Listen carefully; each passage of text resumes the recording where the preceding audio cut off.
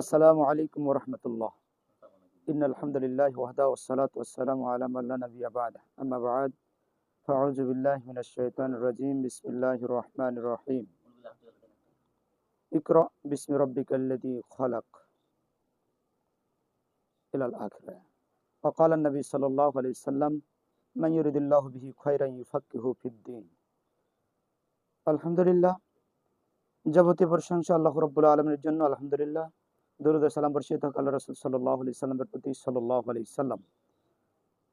সম্মানিত উপস্থিতি, আমি আপনাদের সম্মুখে আজকের সংক্ষিপ্ত আলোচনা করতেছি দ্বীনি শিক্ষা নিয়ে। আল্লাহ রাব্বুল আলামিন বলছেন, ইকরা বিসমি রাব্বিকাল্লাযী খালাক। ইকরা, তুমি পড়ো, বিসমি রাব্বিকাল্লাযী, তোমার প্রতিপালকের নামে যিনি তোমাকে সৃষ্টি করেছেন। সম্মানিত উপস্থিতি, আল্লাহ রাব্বুল আলামিন আপনাকে আমাকে সৃষ্টি করেছেন তার ইবাদতের জন্য। আল্লাহ রাব্বুল আলামিন সূরা জারিয়ার 56 নম্বর আয়াতের মধ্যে বলছেন, ওয়ামা খালাকতুল জিন্না ওয়াল ইনসা ইল্লা লিয়াবুদুন। আমি মানব এবং জিন জাতিকে সৃষ্টি করেছি শুধুমাত্র কেবলমাত্র আমি আল্লাহ রাব্বুল আলামিনের ইবাদত করার জন্য।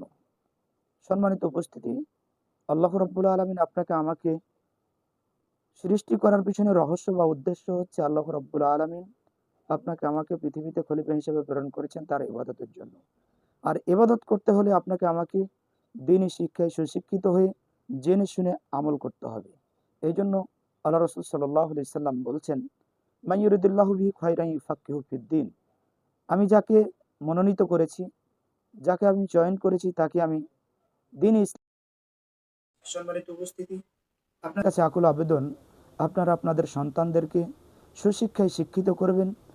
এই বলে আমি আরও আপনাদের কাছে আশা আকাঙ্ক্ষা সাথে বলতে চাচ্ছি যে আপনারা আপনাদের সন্তানদেরকে যখন সুশিক্ষায় শিক্ষিত করবেন, আপনার মৃত্যুর পরে আপনার এই সুশিক্ষিত সন্তান আপনার জন্য সুন্দরভাবে 2 রাকাত সালাত আদায় করে 2 হাত উত্তোলন করে আল্লাহর কাছে দোয়া করবে, আল্লাহ তুমি আমার পিতামাতাকে জান্নাতুল ফিরদাউস দান করো। এভাবে যখন আপনি আপনার জন্য দোয়া করবে, আপনি কবরে থেকে সাদকায়ে জারিয়া হিসেবে সওয়াব পেতে থাকবেন।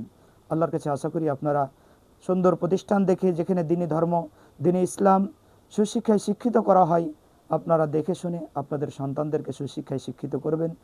এই আশা আকাঙ্ক্ষা ব্যক্ত রেখে আজকের সংক্ষিপ্ত আলোচনা শেষ করলাম। আসসালামু আলাইকুম ওয়া রাহমাতুল্লাহ।